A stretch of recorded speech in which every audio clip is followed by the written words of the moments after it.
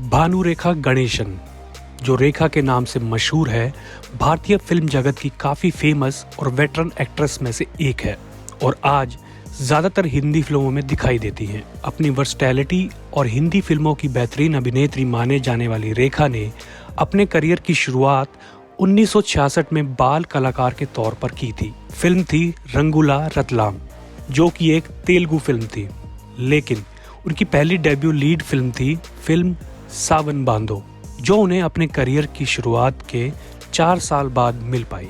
वह अपने लुक्स को लेकर हमेशा चर्चा में रही और 1970 तक आते आते वह इंडस्ट्री की मोस्ट ब्यूटीफुल एक्ट्रेसेस में से एक बन गई। रेखा आज इंडस्ट्री की पॉपुलर एक्टर में से एक बन चुकी हैं। फैंस आज भी बड़े पर्दे पर उनको देखने के लिए उत्साहित रहते हैं। रेखा आज जिस मुकाम पर है वह इतना आसान कभी नहीं था। ये उनकी मेहनत और विल पावर ही है जो इंडस्ट्री में इतने लंबे समय तक टिकी हुई हैं।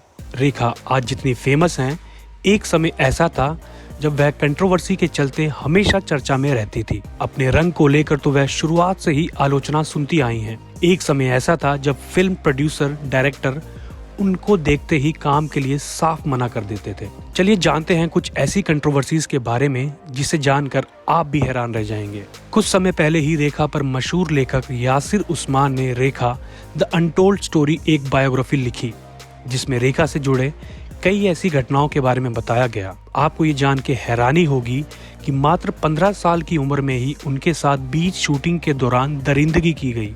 मुंबई के महबूब स्टूडियो में रेखा फिल्म अनजाना सफर की शूटिंग कर रही थी। इस दौरान फिल्म के डायरेक्टर राजा नवाटे और एक्टर विश्वजीत चैटर्जी ने मिलकर एक साजिश रची। फिल्म के एक सीन के दौरान विश्वजीत अचानक रेखा को जबरदस्ती किस करने लगे। फिल्म के इस सीन को लेकर रेखा को नहीं बताया गया था। ऐसा देख फिल्म का पूरा क्रू काफी हैरान था। कैमरामैन के चिल्लाने के बावजूद विश्वजीत नहीं रुके और वह लगातार रेखा को जबरदस्ती किस करते रहे। इस सीन के दौरान रेखा की आंखों में केवल आंसू दिखते रहे।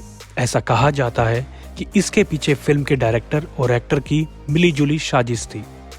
अब आपको बताते हैं एक ऐसी घटना के बारे में जब रेखा को बिन वजह पीटा गया।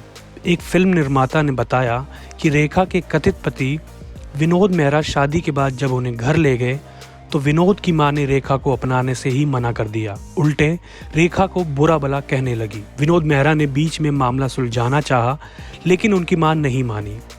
उल्टा उसकी मां ने रेखा को सैंडल से मारना शुरू कर दिया। ऐसा होता देख रेखा वहां से चली गई और फिर उनके पीछे पीछे विनोद भी भागे। रेखा की पर्सनल लाइफ में इस तरह की कई घटनाएं घटी जिसको लेकर लोग आज भी बात करते हैं। अब आपको बताते हैं एक ऐसा किस्सा जहां एक तरफ रेखा के सर पर सिंदूर देख जया बच्चन रो पड़ी थी। मौका था साल 1980 में ऋषि कपूर और नीतू सिंह की शादी का। इस खास समारोह में फिल्म जगत की तमाम बड़ी हस्तियां शामिल थी। अचानक शादी में एंट्री होती है ऐसी हस्ती की जो लाल साड़ी पहने, माथे पर लाल बिंदी और सर पर सिंदूर लगाए अपनी प्रस्तुति देती हैं। वो थी रेखा। रेखा को ऐसे रूप में देख सभी हैरान रह जाते हैं। हद तो तब हो गई जब बॉलीवुड के शहंशाह अमिताभ बच्चन से अकेले में वह कुछ बातें करने लगती हैं। रेखा को अमिताभ के साथ बात करते देख जया बच्चन रोने लगी।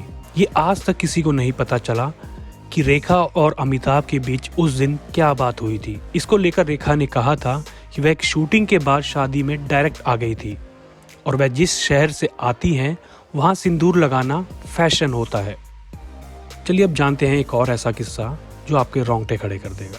रेखा और बिजनेसमैन मुकेश अग्रवाल दोनों एक दूसरे को मुश्किल से 1 महीने से जानते थे, जिसके बाद उन्होंने शादी कर ली। बिजनेस में लॉस होने के कारण मुकेश काफी डिप्रेशन में रहने लगे।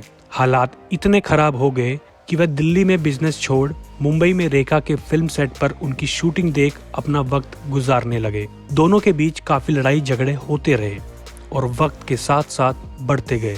हालात इतने खराब हो गए कि शादी के 7 महीने बाद ही मुकेश ने घर पर रेखा के दुपट्टे को पंखे में बांधकर खुदकुशी कर ली। इस घटना के बाद लोगों के साथ साथ फिल्म इंडस्ट्री के भी कई सितारों ने रेखा को कोसना शुरू कर दिया। सिर्फ इतना ही नहीं, लोगों ने उन्हें मैन ईटर और चुड़ैल तक कहना शुरू कर दिया। उनके मुताबिक रेखा के कारण ही मुकेश ने आत्महत्या की थी। इतना मुश्किल करियर शायद ही किसी एक्ट्रेस ने गुजारा होगा। इतनी मुश्किलों के बावजूद रेखा ने अपने 40 साल के लंबे करियर में लगभग 180 से ऊपर फिल्मों में काम किया। अपने करियर के दौरान उन्होंने कई दमदार रोल किए और कई मजबूत फीमेल किरदार को पर्दे पर बेहतरीन तरीके से पेश किया।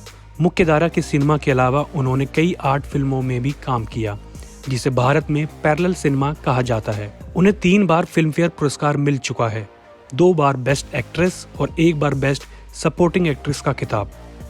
उनके करियर का ग्राफ कई बार नीचे भी गिरा, लेकिन उन्होंने इससे खुद को कई बार उभारा और स्टेटस को बरकरार रखने के लिए उनकी क्षमता ने सभी का दिल जीत लिया। 2010 में उन्हें भारत सरकार की ओर से पद्मश्री सम्मान से भी नवाजा गया।